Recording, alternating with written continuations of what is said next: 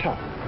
Now he is determined, and now he knows where he is marching, to victory and to a new world. At this point in the war, the British they're a depleted force. They've suffered a significant number of casualties, and it's not a massive country. They can't bear the kinds of losses that, you know, the Soviet Union did, or even the United States to a degree. And so we wanted to make those soldiers in the army valuable, and we wanted to make the players' choices valuable.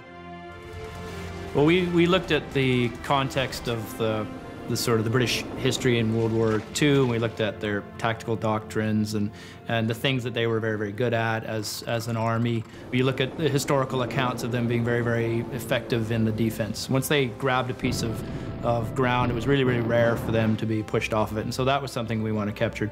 And ultimately, we came up with kind of this hammer-anvil paradigm that we used, which is great on the defense. You know, through tech choices or through unit selection, you could be that anvil sitting there just able to take a pounding. Or there's the hammer context, and to be able to sort of switch into aggressive, hard hitting using their fast cruiser tanks. Hey Duffy, what's the hurry? You looking to get dropped? We looked at what we liked about the original British Army, the Commonwealth in Company Heroes 1, and we loved the sort of the character and the presentation of the army.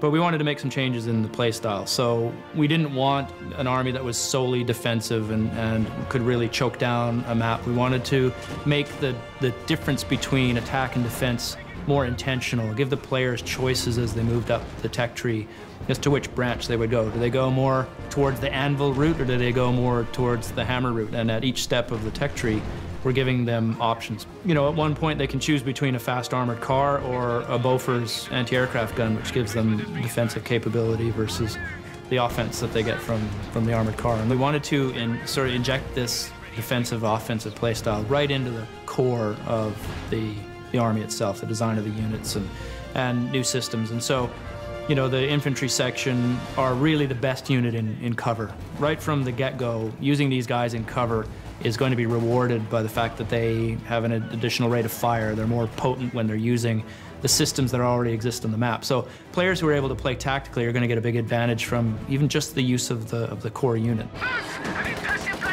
The British Army is as big and fully featured as any of the other armies. You know, the core tech tree has 15 units in it.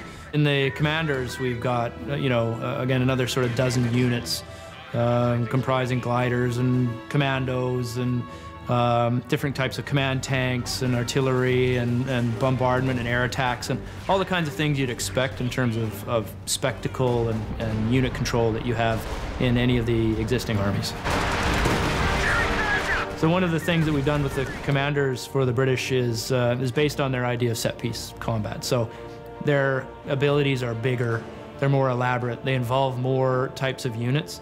And they're also, you could say on a bit of a timetable. But once they use it, it sort of locks out everything on a timer. Bigger abilities, much longer recharge. And so it gives them the ability to kind of plan and ready for a major operation and then unleash, this massive attack or a bombardment or an airstrike on their opponents and try and exploit that kind of confusion and damage that they've sown.